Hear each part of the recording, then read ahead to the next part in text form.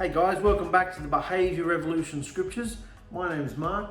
We're still in Leviticus here, and we've dealt with the first 4 sacrifices out of the 5 that we're going to deal with. The first 3, of course, were for the fallen nature of mankind, just who we are as a people, in order to bring us close to Yahushua and make us acceptable.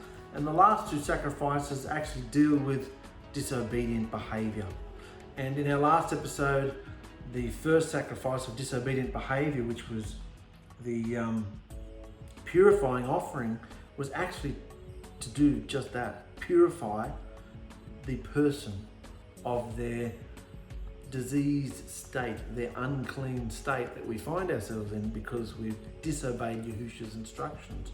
That's the thing that happens when we disobey Yahushua. Not only do we become unclean, like bitten by a snake, like you've got a poison within you, like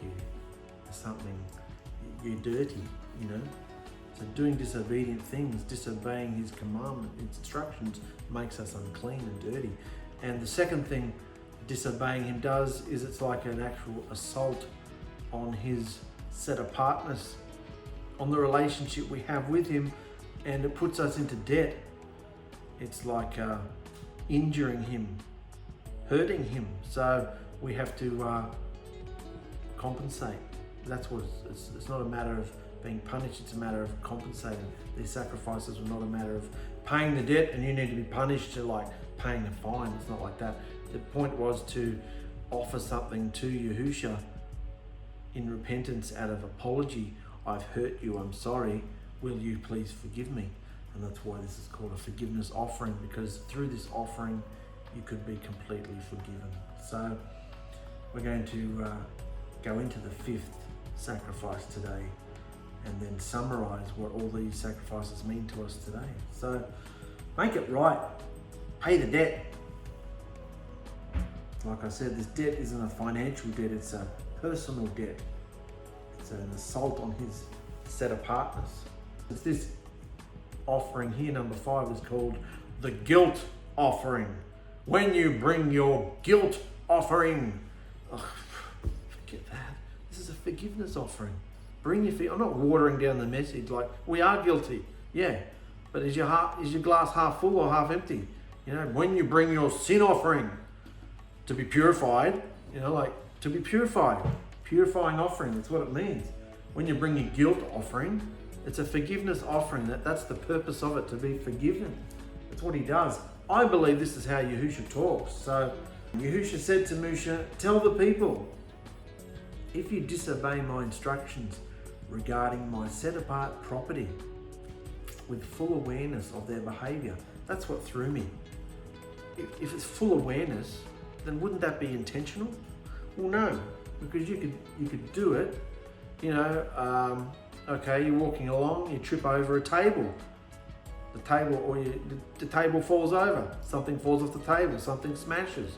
You know, it was an accident, but you're fully aware that it happened because you watched it happen. You know, it's not like you didn't know about it. Whereas if something happened and you're unaware, someone tells you about it a few weeks later, that's different. You weren't aware of it. When you are aware, then you've got to do something about it. But right now, that's when I realized, okay, being aware of something is not necessarily doing it on purpose. It's not intentional. So tell the people, if you disobey my instructions regarding my set apart property with full awareness of their behavior, which means, like, for instance, a non-priest eating food set aside only for the priests. You could do that by accident. Oh, you pick up the wrong animal. Oh, that one was for the priest. Oh, you've just committed a crime. You know, even though it was an accident, that one was set apart for the priest. The blood and all the ritual had gone on about it. So now you've done something that was only for priests. So, you know, it was an accident. You've got to make recompense. So, or priests eating food in their homes that was offered as a sacrifice, but should only have been eaten at the tabernacle. Or failing to fulfill certain types of vows, or failing to present a prescribed offering at the sanctuary for some type of dedication ceremony. So they're just some examples, because he's dealing with his set apart property. Very important, his set apart property. He's very possessive of his set apart property. something that's his, because it's his and it's only his. He can't share anything because it'll be polluted. If his light comes in touch with darkness, it's destroyed. So he can't share anything, so he's very possessive of something that's been set apart to him. You must bring a forgiveness, or if you do any of those things, you must bring a forgiveness offering to me. The offering must be your own ram with no defects, or you may buy one of equal value with silver as measured by the weight of the sanctuary shekel. You must make right what you've done against me by paying for the loss, plus an additional 20%. When you give the payment to the priest, he'll purify you with the ram sacrificed as a forgiveness offering, making you right with me, and you'll be completely forgiven. This here, when it's talking about the 20% and pay for this and pay for that, often they didn't have the right animal, so they just exchange it with the priest. So I'll give you money instead, and the priest would then make the offering. So you can see when it came to this whole idea of the sanctuary shekel. Well, the sanctuary shekel changed throughout the different eras, and so there was always this currency conversion going on, and so that's what we found. The focus had shifted to when Yahushua came along, and how did he feel about the people buying and selling and exchanging the sanctuary shekel and switching and doing this and doing that and buying and paying for things, and the focus being on the selling. The set apart dwelling place had turned into a marketplace, and he was furious because this was the set apart house of communication. This is where communication with, not right then it wasn't because the ark was gone, and he was the living ark, and no one accepted him, not from the high priest and all those anyway. So Prashim, do you see what I'm saying though? This is where the whole 20% and the sanctuary shekel and all that, it got converted all through time. And then when Yahushua came along, it was just ritual. It was dead religious ritual. And he came along and just pulled out a whip and drove them all out of there. Didn't want to know about it, even though these are his instructions, because of their behavior, what they were doing with the instructions. So you must pay. If you've done this, you must bring a forgiveness offering to me. The offering, back to the top of the page, guys.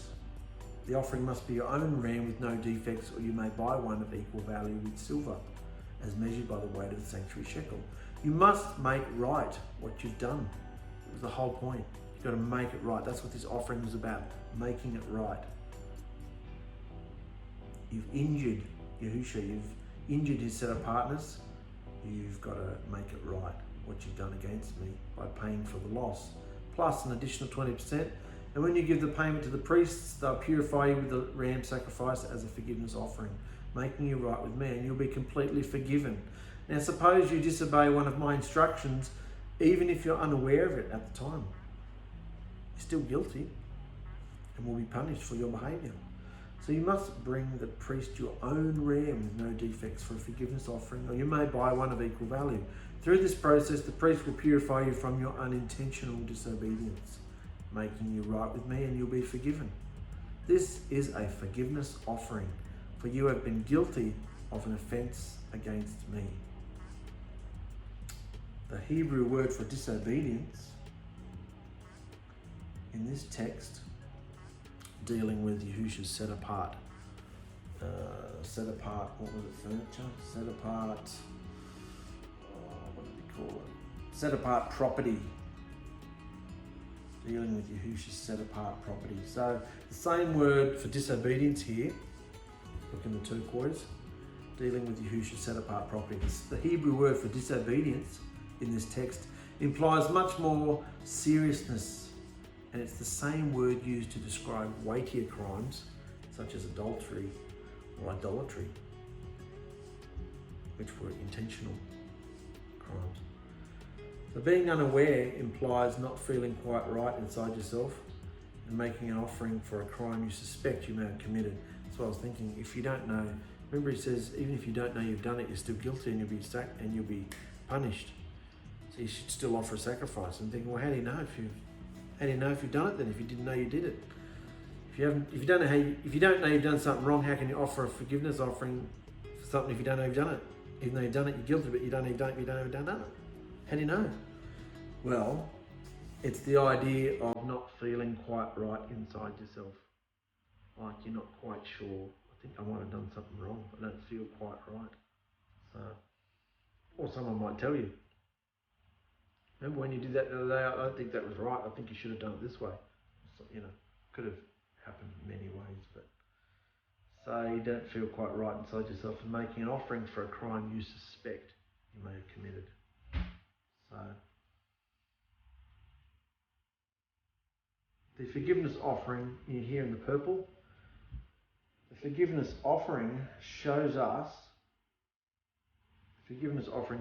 just how disobedience affects us by creating a debt to 𝗂𝗎𝗓, for which payment must be given through the blood of an innocent animal. What 𝗂𝗎𝗓 is doing through the book of Leviticus is teaching us the basic aspects of disobedience to the instructions and the terrible consequences in easy to digest bite-sized chunks. Disobedience is ultimately a spiritual matter. And given our earthbound physical limitations as human beings, it is practically impossible for us to comprehend much about the spiritual world or the interdimensional truths unless 𝗂𝗎𝗓 breaks it down nice and easy for us, as he did by introducing the various kinds of sacrifices and rituals with their specific purposes to the children of Israel. So this is for our benefit, so that we can understand how he feels about certain behaviours. So remember, this is a whole behavioural manual teaching us about behaviour. He doesn't like this behaviour, he doesn't like that behaviour, but this behaviour is much worse than that behaviour, given by the fact that it's a different animal sacrifice, or it comes under a different type of sacrifice altogether.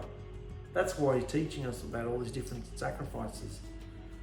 The ascending near offering, the love grain offering, the intimate peace offering, the purifying offering, which was for disobedient behaviour, to cleanse the person, purify them.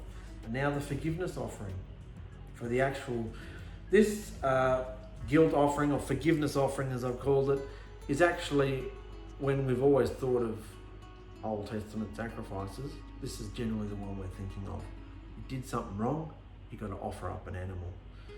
So generally we thought all the sacrifices were like that.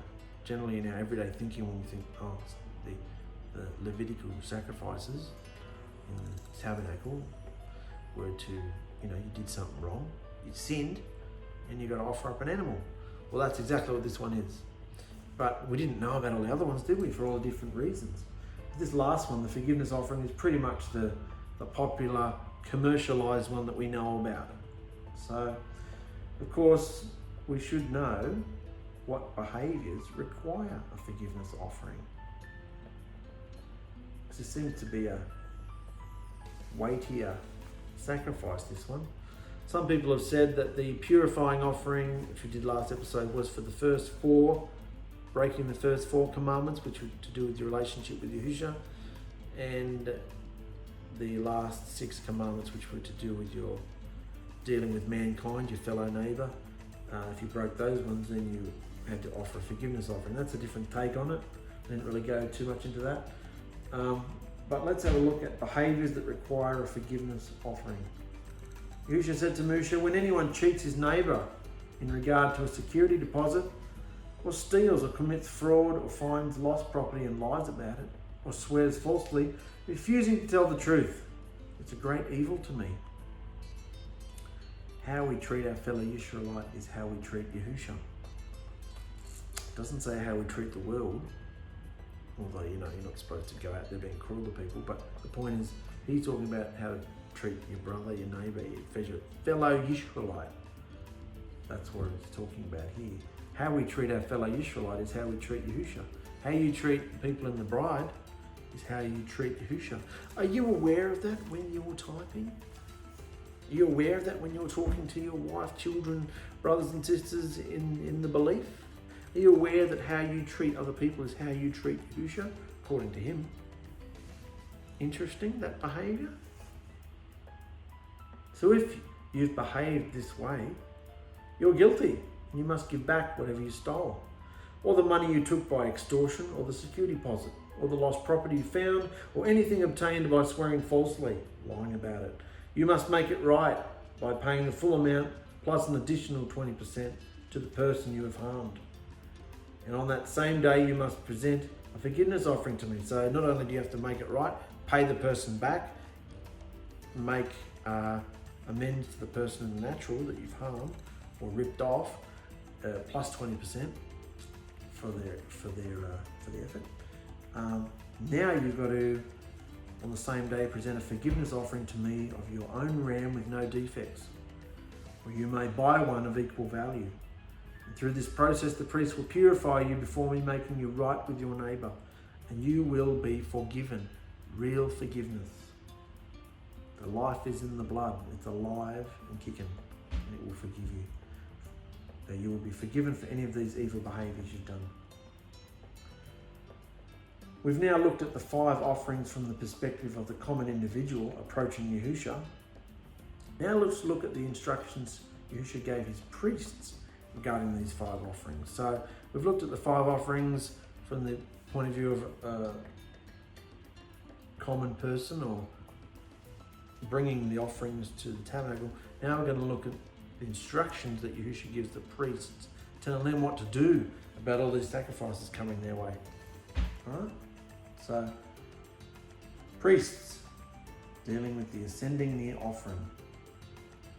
Then Yahusha said to Moshe, give Aaron and his sons the following instructions regarding the ascending near offering. Remember, this was offering number 1.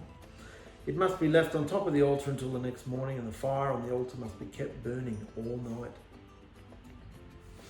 In the morning, after the priest on duty has put on his official linen clothing and linen pants, he must clean out the ashes of the ascending near offering and put them beside the altar.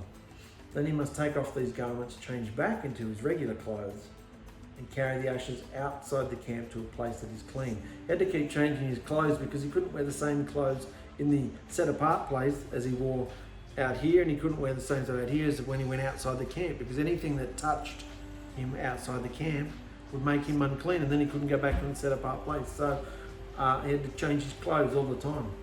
In the turquoise here comes the rain again. This rain is happening every afternoon. Dealing with the clothes.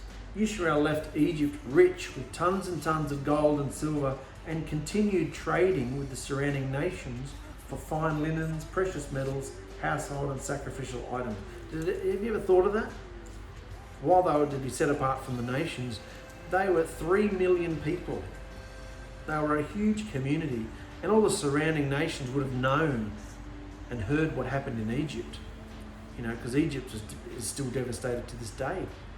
In the 21st century, it's never recovered.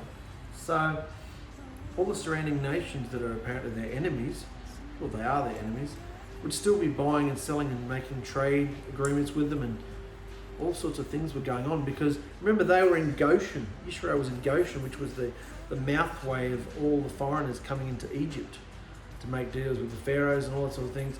So they'd be, rubbing shoulders with some of the elite of different nations, of politicians and trades, and all different cultural and spices and everything. They'd be dealing with everything. So they would have kept doing these trades in the wilderness, getting to know people. They've been there for,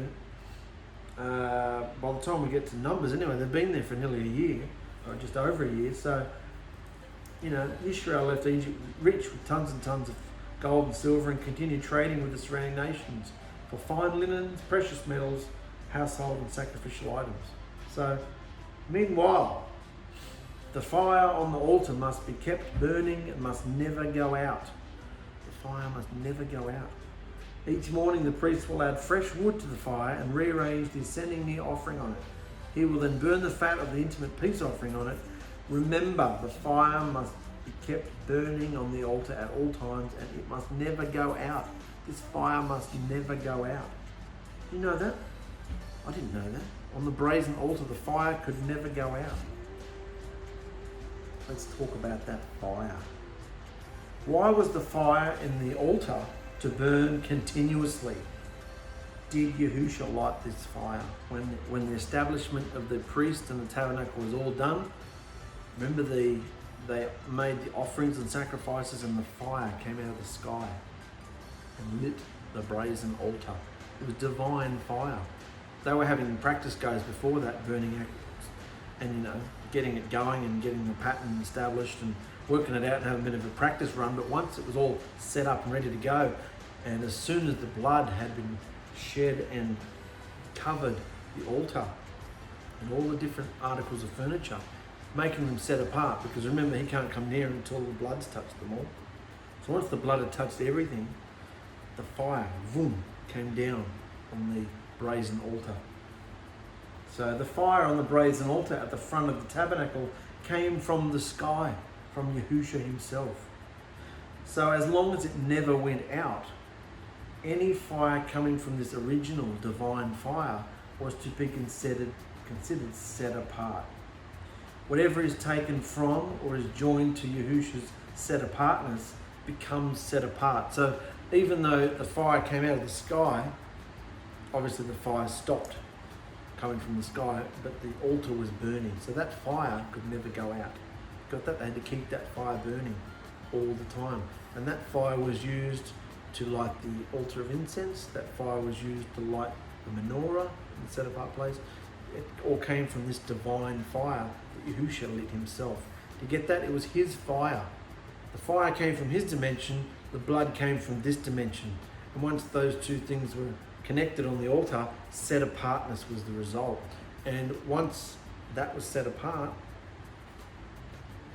whatever is taken from or is joined to Yahushua's set apartness becomes set apart.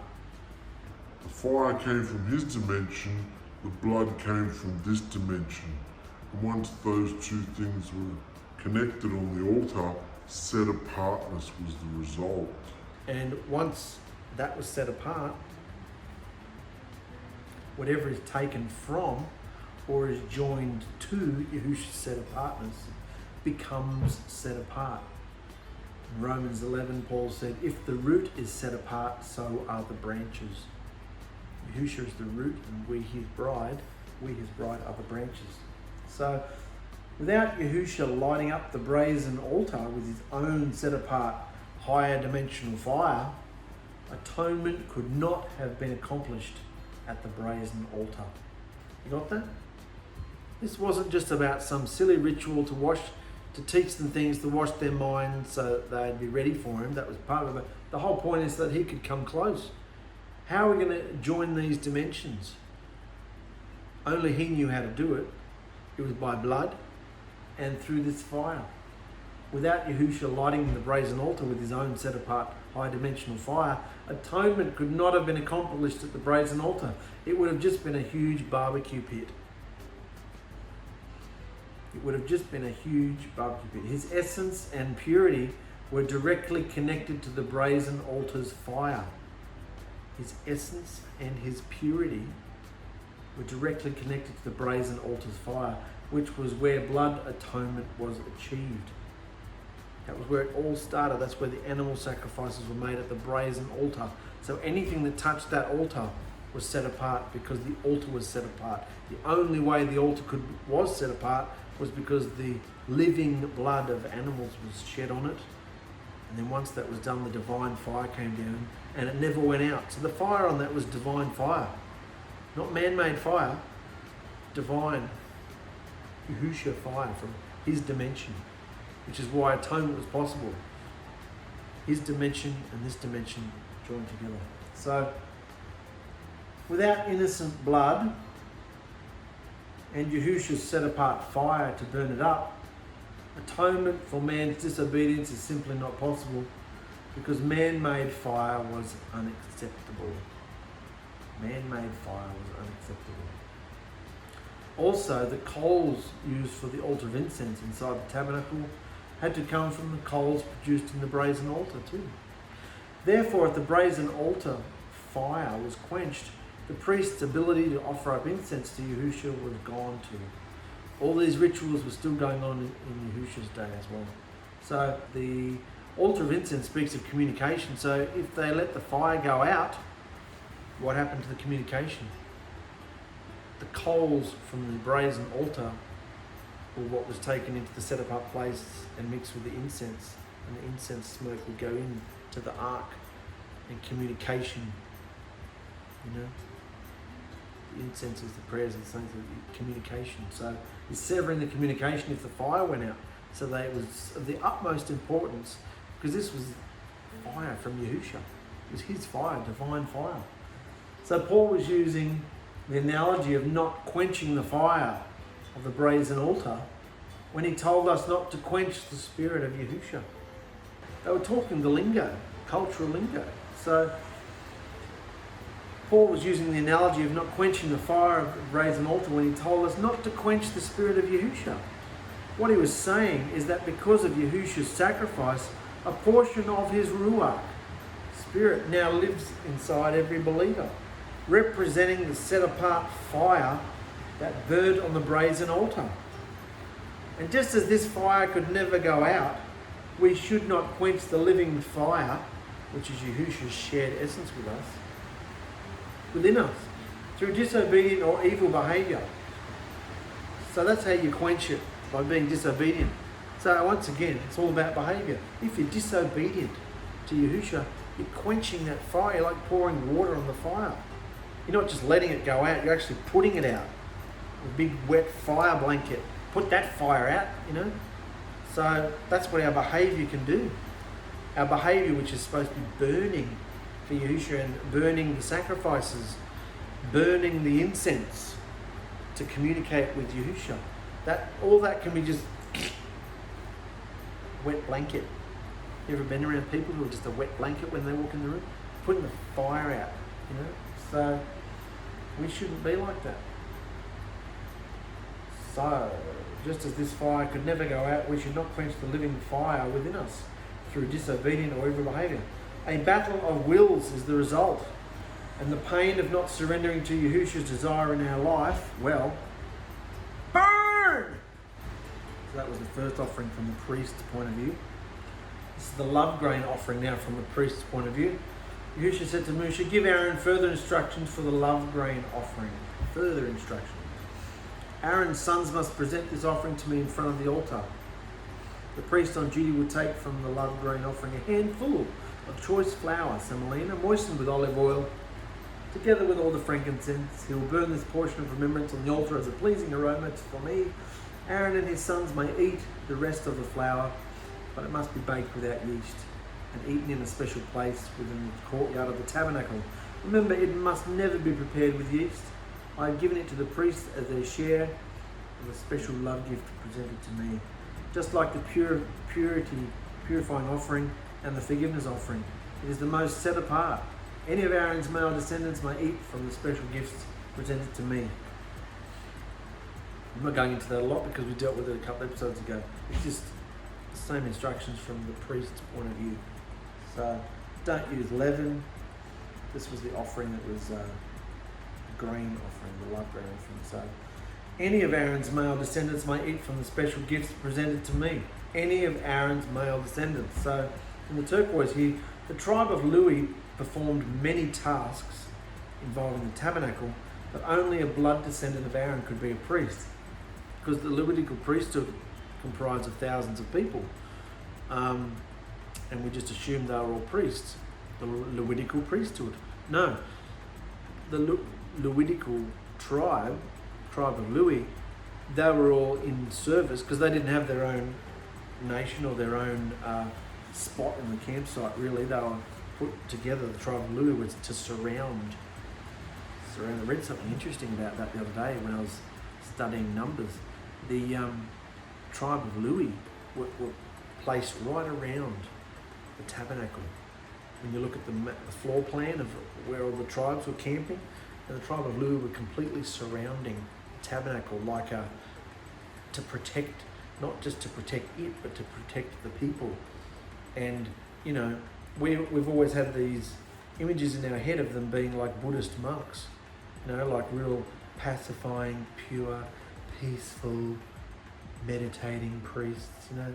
No, they had swords on them, mate, because if anybody ran through, not the gate, but if anybody ran through to come near the tabernacle, they'd kill them, because otherwise they had not done their job and they'd be killed. You can't mix Yahusha's set apartness with unclean common things. So they were there to protect the tabernacle. That was their job. Sword and spear and shield, they were ready for battle. They were camped around the tabernacle. So the tribe of Lewi were responsible for pulling the tabernacle apart, putting it back together again when they moved on. Getting rid of the animal carcasses, cleaning up the blood. They were in service to the tabernacle and whatnot. But it was only a blood descendant of Aaron that could be a priest. Got that? So the tribe of Lewi performed many tasks involving the tabernacle, but only a blood descendant of Aaron could be a priest. This is their permanent right from generation to generation, for anyone or anything that touches these offerings will become set apart. Yahushua's essence and esteem is contagious, radioactive, starting from the fire on the brazen altar. So, it's phenomenal to consider all this stuff, isn't it, guys? On the day Aaron and his sons are anointed, they must present to me standard love grain offering of 2.2 litres of flour, half to be offered in the morning, half in the evening. It must be carefully mixed with olive oil cooked on a griddle, then sliced the love grain offering, presented as a pleasing aroma for me. In each generation, the high priest who succeeds Aaron must prepare this same offering, for it belongs to me and must be burnt up completely. This is a permanent instruction. Permanent instruction means it's never ending. So, does that mean we still do it exactly like this today? Or has it transformed? Because it's still alive. All such love grain offerings from a priest must be burnt up entirely. None of it may be eaten.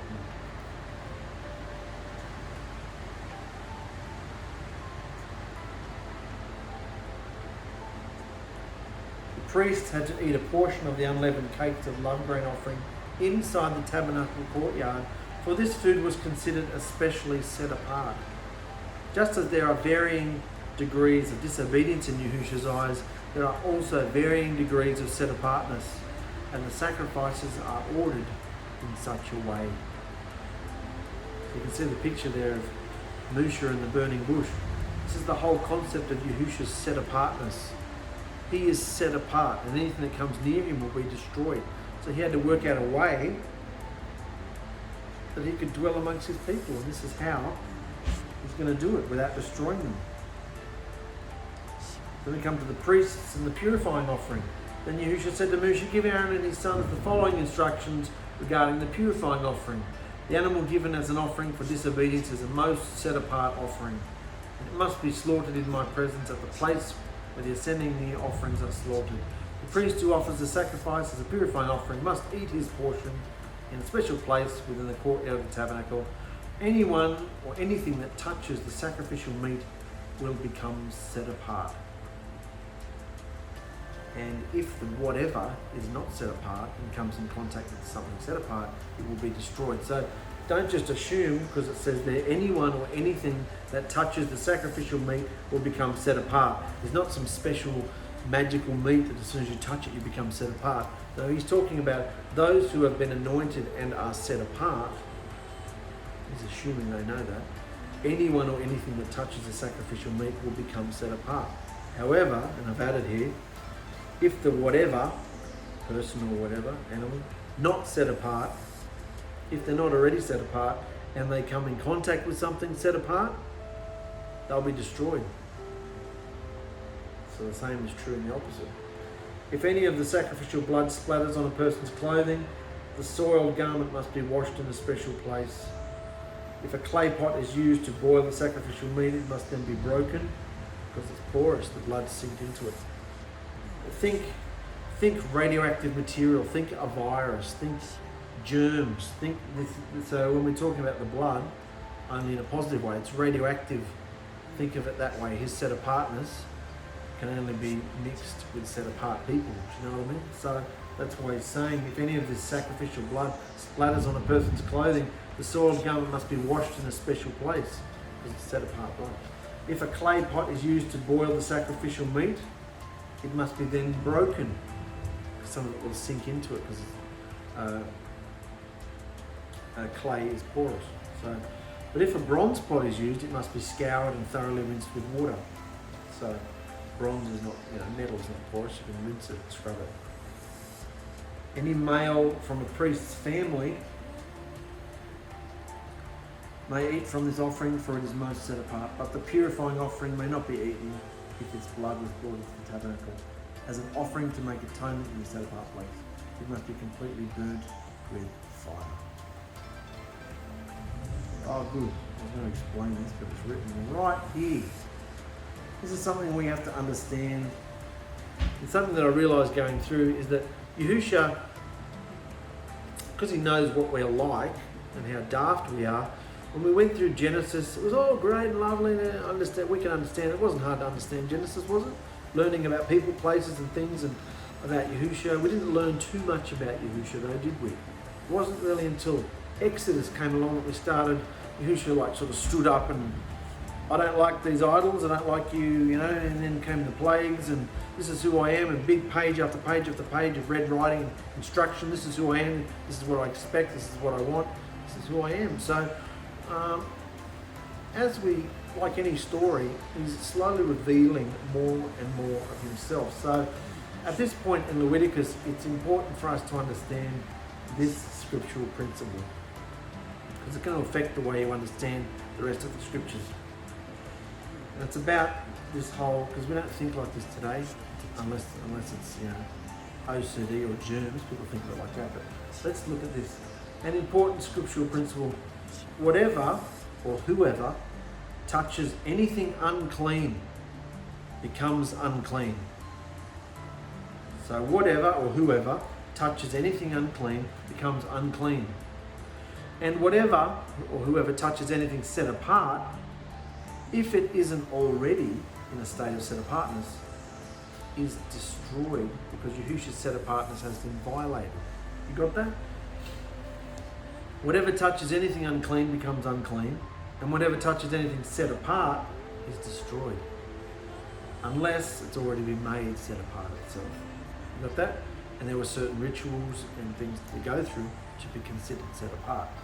It involved blood, and the earlobe and all the thumb and all that sort of stuff, the right toe, and the priests were set apart. The common Israelites were not. So uncleanliness can be transferred to cleanliness.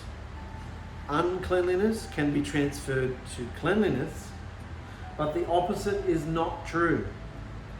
Cleanliness cannot be transferred to uncleanliness, just like that.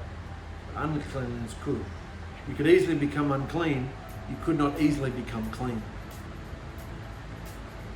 On the other hand, set apartness cannot, must not, is not allowed to come in contact with something or someone common or unclean, or else destruction is the result. There are plenty of examples of this happening in the scripture, and the common knowledge of the day concerning set apartness protocol was that it cannot be transmitted via physical contact. But uncleanliness can. Uncleanliness can be transferred by physical contact, but set apartness cannot. So anything or anyone not in a state of set apartness who comes in contact with something set apart will be destroyed. This principle governing Yahushua's set apartness explains why he's so adamant that we be separated from an unbelieving world, shouldn't fellowship with unbelievers, and most importantly explains why we need to be delivered from the evil of this world. One reason, because Yahushua is set apart and we are not.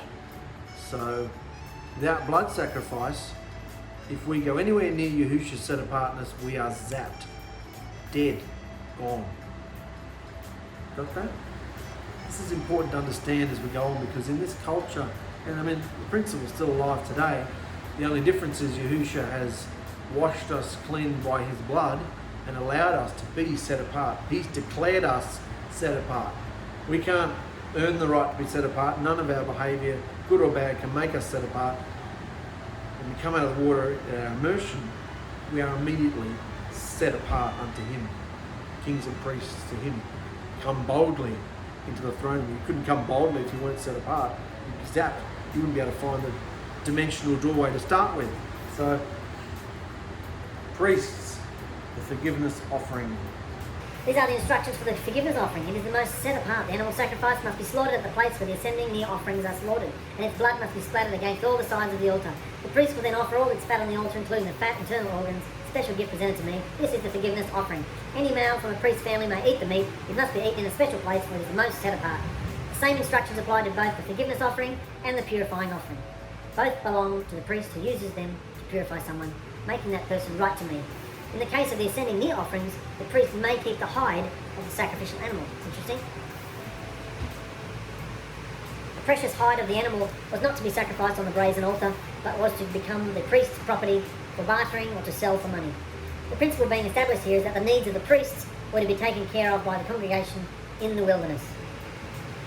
Fair enough? Any love grain offering that has been baked in an oven, prepared in a pan, or cooked on a griddle belongs to the priest who presents it. All other love grain offerings, whether made of dry flour or moistened with olive oil, are to be shared equally among all the priests, the descendants of Aaron. And then we come to the instructions for the priest for the intimate peace offering.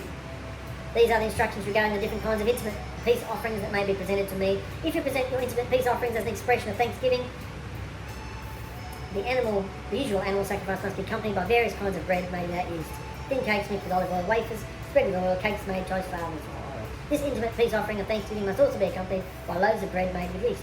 One of each kind of bread must be presented as a gift to me. It will then belong to the priest who splatters the blood on the intimate peace offering against the altar. The meat of the intimate peace offerings of thanksgiving must be eaten on the same day it's offered. None of it may be saved for the next morning. If you bring an offering to fulfill a vow, or as a voluntary offering, remember this offering, you could either make a vow with it, you could make a confession with it, or you could bring a free will, just gift of thanksgiving. So the meat of the intimate peace offering of thanksgiving must be eaten on the same day. None of it. Blah, blah, blah. If you bring an offering to fulfill a vow or a voluntary offering, the meat must be eaten on the same day the sacrifice is offered, but whatever is left over may be eaten on the second day. Any meat left over until the third day must be completely burnt up. If any of the meat from the intimate peace offering is eaten on the third day, the person who presented it will not be accepted to meat. You will receive no credit for offering it. By then the meat will be contaminated. So if you eat it, you will be punished for your disobedient behaviour. Meat that touches anything unclean may not be eaten, but must be completely burnt up. The rest of the meat may be eaten, but only by people who are clean. So if you are unclean and you eat meat from the intimate peace offering that was presented to me, you will be cut off from the community of Israel. If you touch anything that is unclean, whether human defilement or an unclean animal or any other detestable thing, and then eat meat from an intimate peace offering presented to me, you will be cut off from the community of Israel. Give the following instructions to the people of Israel. You must never eat fat, whether from cattle, sheep or goats. The fat of the animal found dead or torn to pieces by wild animals must never be eaten, that may be used for other purposes. Anyone who eats fat from an animal presented as a special gift to me will be cut off from the community of Israel. No matter where you live, you must never consume the blood of any bird or animal. Anyone who consumes blood will be cut off from the community of Israel. Anyone who eats blood will be cut off from the community of Israel. So, for Paul to say that the believers is one of their first steps, stay away from sexual immorality, don't eat blood, this is common knowledge to them. You don't eat blood. The blood is the life. You don't eat the life of the animal. You just eat the flesh. And Yahushua said to Moshe, give the following instructions to the people of Israel. When you present an intimate peace offering to me, bring part of it as a gift to me. Present it to me with your own hands as a special gift to me. Bring the fat of the animal together with the breast and lift up the breast as a special offering to me. Then the priest will burn the fat on the altar, but the breast will belong to Aaron and his descendants. Give the right thigh of your intimate peace offering to the priest as a gift. The right thigh must always be given to the priest who offers the blood and the fat of the intimate peace offering. For I have reserved the breast of the special offering and the right thigh of the sacred offering for the priests. It is the permanent right of Aaron and his descendants to share in this intimate peace offering brought by the people of Israel. This is their rightful share. The special gifts presented to me have been reserved for Aaron and his descendants from the time they were set apart to serve me as priests. The part of that is talking about waving an offering, and the other part is talking about feeding the priests. On the day they were anointed, Yahushua instructed Israel to give these portions to the priests as their permanent share from generation to generation.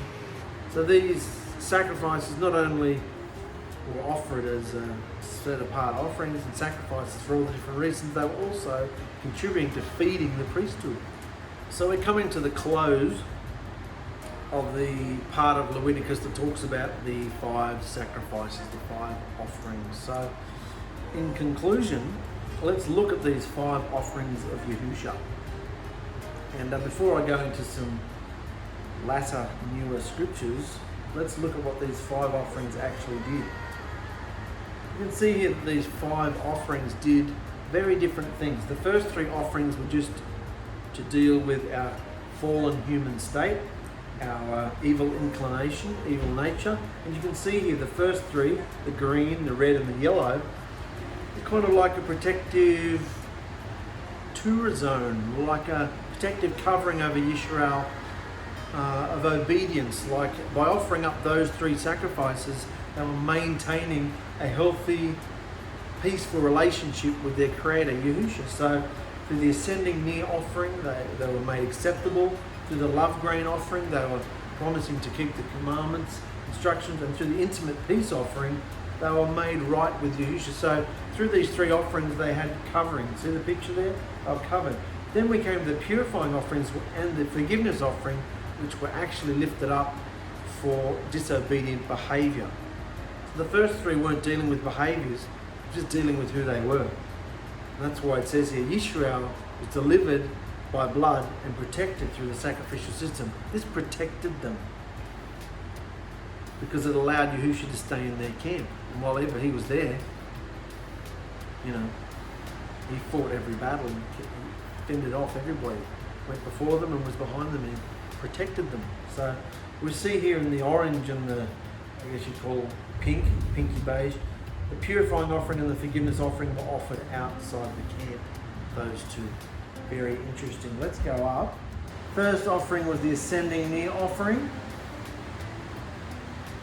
And that reminds us of the scripture in Ephesians 5, which says, walk in love as Yahusha loved us and gave himself for us as an offering to Yahuwah for a sweet smelling fragrance. So all the scriptures that the emissaries wrote and Yahusha spoke were all about these sacrifices, were all about this culture, this Hebrew sacrificial system and culture that was formed in these books of Musha, the 5 books of Musha, which tell the story. This is why they're called, in some circles, the Torah, the main foundation of our belief, because it's the story of where we came from and the instructions given for clean living. And if we didn't live clean, the sacrificial system was raised up so that we could make contact again and be forgiven.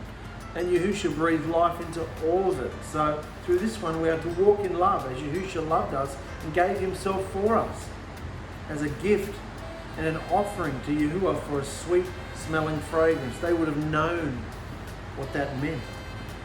The love grain offering in Yehukanon 12, unless a grain of wheat falls into the ground and dies, it remains alone. But if it dies, it bears much fruit. What does it show you about Yahusha, who died, bore much fruit? What does it tell us about our behaviour if we are willing to be sacrificed as living sacrifices on the altar? What will become of our death?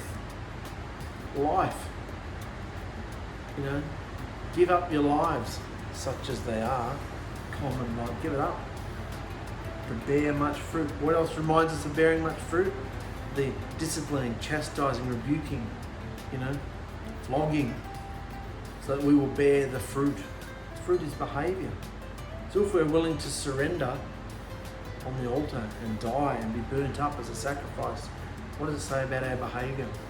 The behaviours, the fruit, it bears much fruit. What are the fruits, behaviours that we're supposed to have?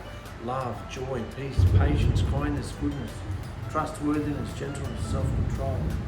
So let's come to the intimate peace offering. In Colossians 1 it says, because in him all the fullness was pleased to dwell, to completely restore, to favour all to himself, whether on earth or the sky, having made peace through the blood of his stake.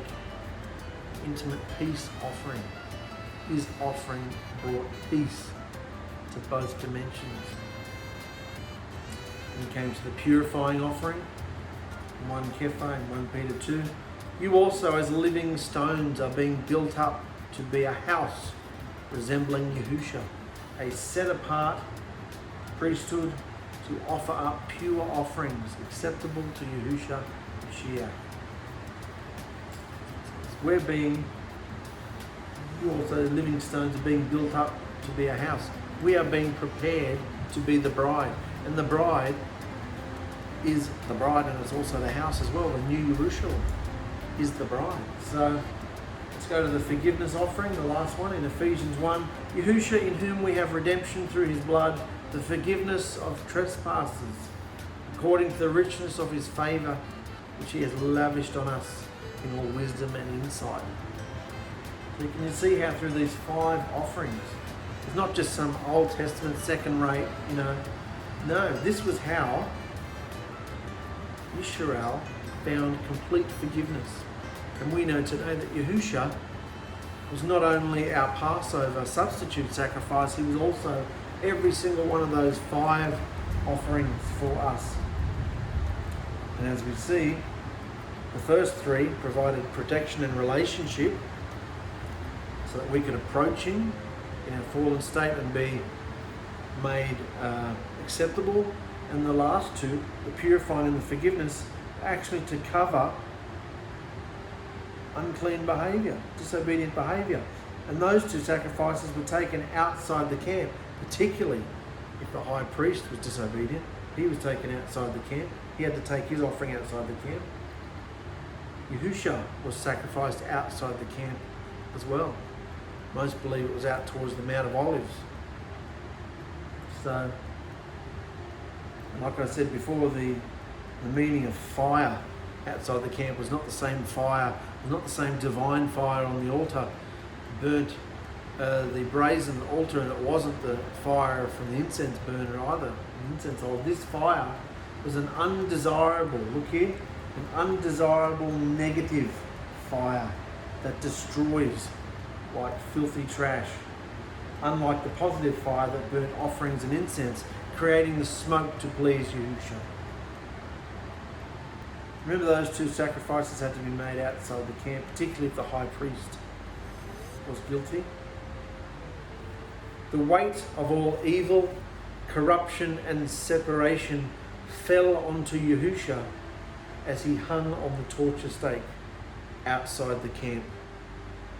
Now just go there, guys. Let's think about this. When the high priest became corrupted by disobedience, the sacrificial animal had to be taken outside the camp and completely destroyed. What did Yahusha say in his last minutes before dying? "My Father, why have you forsaken me?" It was at that precise moment that absolute and complete destruction fell upon Yahusha. He was completely separated, severed from the Father and the high dimension. Alone. He was completely alone. So that he could become a purifying offering and buy back his bride. And I mentioned this before, I think. Imagine being surrounded by what you fear the most. Because that's what he feared the most. He lived and breathed in his heart, beated for the Father, to do his Father's will, to be connected with the higher dimension, to hear his Father. So we can very well say Yahusha died for our sins, but what kind of sacrifice was he? When Paul says that Yahusha was offered up as a purifying offering or a sin offering, it isn't just referring to some general kind of sacrifice, but a very specific one. Most of Yahusha's followers were Yahudim, or Jews. They had a detailed understanding of the intricacies of the sacrificial system. The Levitical sacrificial system and its protocols were common knowledge to them. Paul knew exactly what he was saying when he emphasized the point about Yahusha dying outside the camp. He knew this particular piece of information would have been quite meaningful to any Yahudim. The purifying offering takes front and center in the book of Hebrews. So if you want to understand and see what the Yahusha's followers said, mainly Paul, about these offerings, read the book of Hebrews.